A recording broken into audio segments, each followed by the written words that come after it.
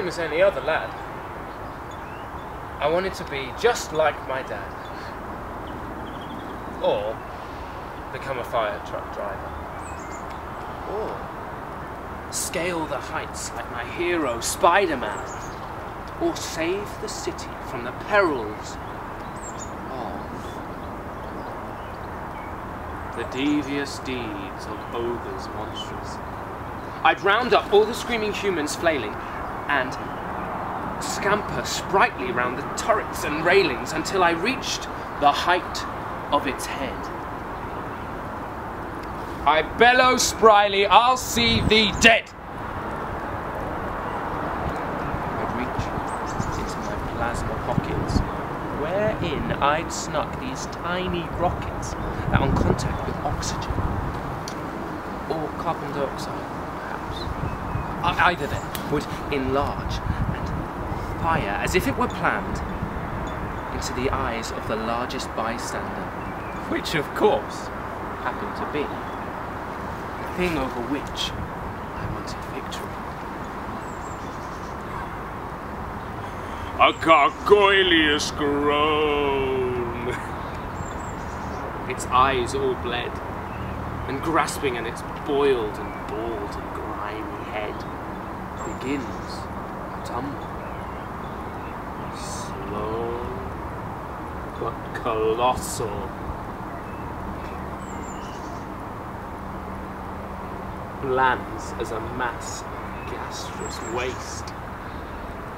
From park to town, from church to vale, his skin now pale. My triumphant fossil. So yeah, that's how I saw it to be when I peered into visions of my granny's tea leaves. It always seemed like such an adventure, this life thing. A sweet and potent tincture. And although I never did rule the world, or hang from the heights, or demand the girl, I was living happy and easy.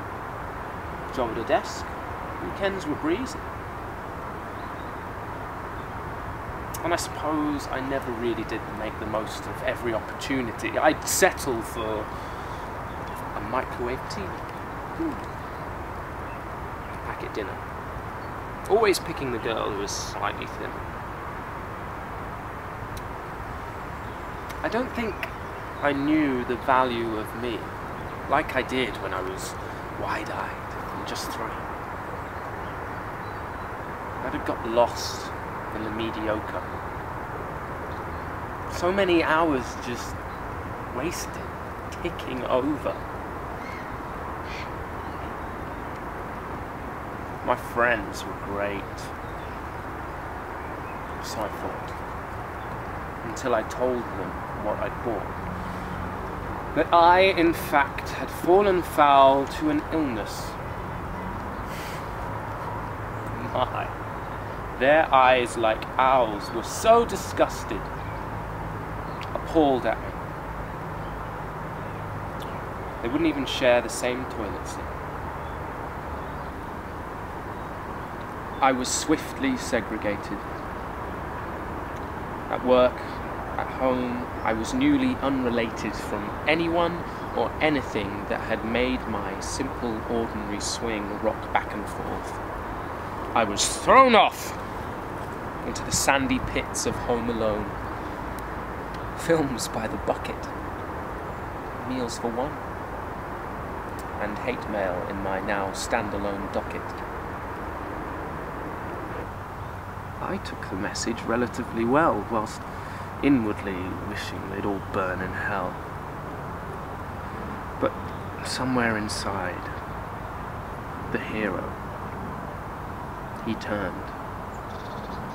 He needed some air with a kindlier kind who understood people and could help him unwind his troubles and worries, so at last he could be a servant of the peace and part of a larger family. So I gave it all up. let my mind guide me on. Recounted tales of my dreams from when I was young, and found in my pities a girl, open-mouthed, listening and laughing and absorbing each sound of the stories of me. She was all ears and silly teeth. And she sat on the bench, which I'd been calling my home, because at least outside I never felt alone. And she tugged at my thumb and gasped, "Just one more." And I peered at her rosiness and replied, "Why, of course." She hunkered in close, stroked the bristles on my chin, and picked out the food that was festering within, and giggled when I recounted my tales of childish sins. She gave me a friendship from a place of bows and pins and girly wishes and dreams all frothy, and reminded me of how it was like to live in a glossy world of lies, but worthwhile ones. The ones that keep you going even when you've gone wrong.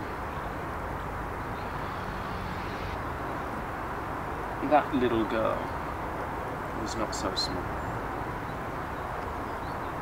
It's been some years since she gave me my calling to write about the dreams that grew when I was young, and encased in a love that knew the worth of me, my purpose here,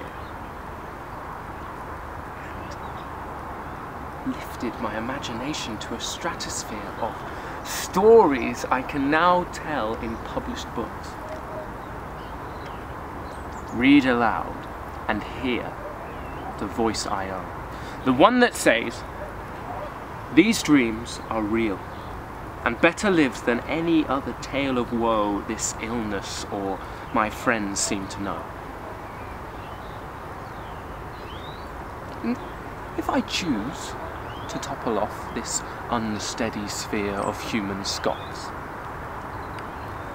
I know my life will here remain in its purest form. How the hero first became. For every night, near some child's bed, my words will be greedily poured open and read. They'll rest the minds of the troubled munchkins and ignite the wings of the most silly pumpkins.